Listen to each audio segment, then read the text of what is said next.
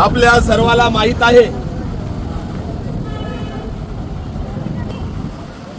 भारतीय संविधानाच्या अधीन राहून दिल्ली या ठिकाणी सगळ्या जाती धर्माच्या विद्यार्थ्यांचं आपल्या न्याय आणि हक्कासाठी आंदोलन चालू आहे। पहिल्यांदा त्या आंदोलनाबद्दल मला गर्व वाटला, कारण गर्व वाटण्याचं कारण असं आहे, या सरकारने या अगोदर जाती जातीमध्ये आंदोलन लावलेले आहेत। आपण 4-5 वर्षापासून बघतात, Maratha versus OBC, RSS versus मुसलमान, आरएसएस वर्सेस बौद्ध, बौद्ध वर्सेस मातंग, धनगर वर्सेस आदिवासी। म्हणजे या मोदी सरकारचं हेतूच आहे की लोकांना जाती जाती धर्मामध्ये वाद लावून त्यांना पेटवून द्यायचं। त्याचं कारण असं, लोक जातीच्या आणि धर्माच्या नावावर दंग झाले की आम्हाला कोणी भ्रष्टाचाराबद्दल बोलत नाही, आम्हाला कोणी रोजगाराबद्दल प्रश्न विचारत नाही, आम्हाला विकास कामाबद्दल कोणी प्रश्न विचारत नाही। म्हणून हे भांडण लावण्याचं काम केलं। परंतु खऱ्या अर्थाने या देशाच्या पाठीवर पहिलं आंदोलन बघतो की जात आणि धर्माच्या पलीकडील प्रत्येक जाती धर्माच्या विद्यार्थ्यांनी या देशाचं नागरिक म्हणून आंदोलन केलेलं आहे। हे आमच्यासाठी सर्वात मोठं आहे। काय दोष होता मला सांगा तुम्ही? शांततेच्या मार्गाने आंदोलन, भारतीय संविधानाच्या अधीन राहून आंदोलन, कारण भारतीय संविधान भाग 3 फंडामेंटल राईट आर्टिकल 19(1)(2) 19(1)(b) काय सांगतो? इथल्या प्रत्येक विद्यार्थी असेल, प्रत्येक जाती धर्माचा माणूस असेल, त्याला शांततेने बिना शस्त्र आंदोलन करण्याचा अधिकार बाबासाहेबांनी दिलेला आहे। संविधानाच्या अधीन राहून आंदोलन होतं। इमानदारीच्या सांगतो मी, ज्या पोलिसांनी आमच्या प्रत्येक जाती धर्माच्या विद्यार्थ्यावर हल्ला केला, डोकं फोडलं, रक्तबंबाळ केलं, त्याला फ्रॅक्चर केलं, पोलीस वाल्यांना सगळे विद्यार्थी संविधानवादी होते, बाबासाहेबांच्या संविधानाला मानणारे होते। अन्यथा तुमच्या अंडरपॅन्ट नाही तर तुमची पॅन्ट आणि अंडरपॅन्ट काढून तुमच्या सगळ्या गाडी पोलिसांनी जीवन केले की नाही, त्याला कारणीभूत आमचे विद्यार्थी आहेत, कारण ते संविधान मानणारे होते। कोणी हा कायदा हातात घेतला का? अजिबात घेतला नाही। विचार करा, प्रश्न कोणाला विचारले जातात? जे सत्तेत आहे त्याला प्रश्न विचारला जातात। उत्तर कोणाला द्यावं लागतं? जे सत्तेत आहे त्याला उत्तर द्यावं लागतं।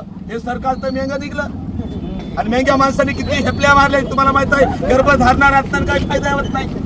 मग मेंगो माणूस असो का बिया असो, शेतात लावतो निघत नाही।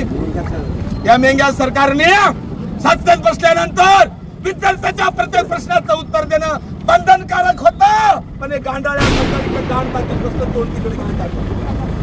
माझ्या शब्दावर जाऊ नका, माझ्या शब्दातली पोटतिडक समजून घ्या। मी आपली सर्वांना विनंती करतो, कारण शब्दाचे अनेक अर्थ निघतात। जेव्हा मोदी सरकार आलं, सांगितलं आम्हाला फुल भलैया 15 लाख दे देंगे, सबका साथ सबका विकास। अरे विकास तर सोडून घ्या, सगळा भारत देशाने बकास करून टाकला।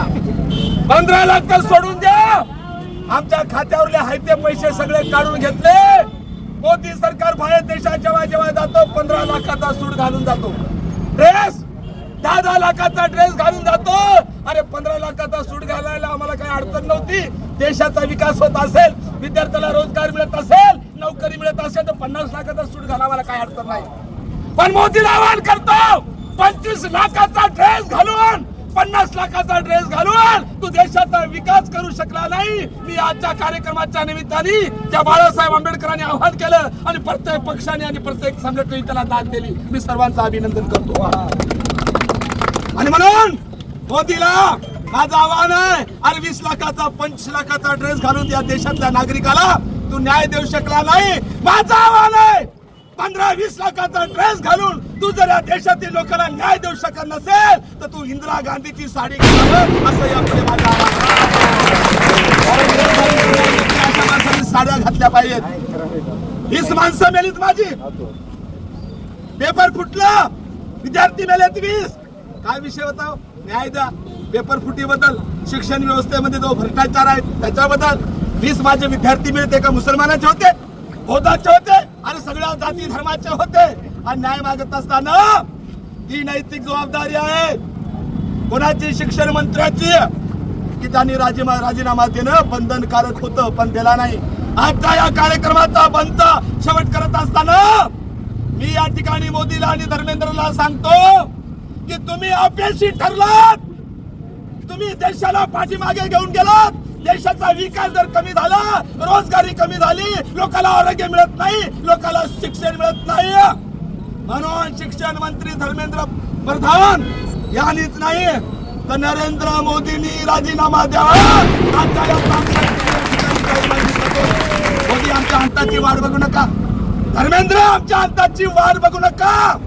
जर तुम्ही लवकरात लवकर राजीनामा दिला नाही तर मोदी, धर्मेंद्र, ही भारतातली जनता तुमच्या दोघालाही भोंगळ करून, नंग करून नेपाळ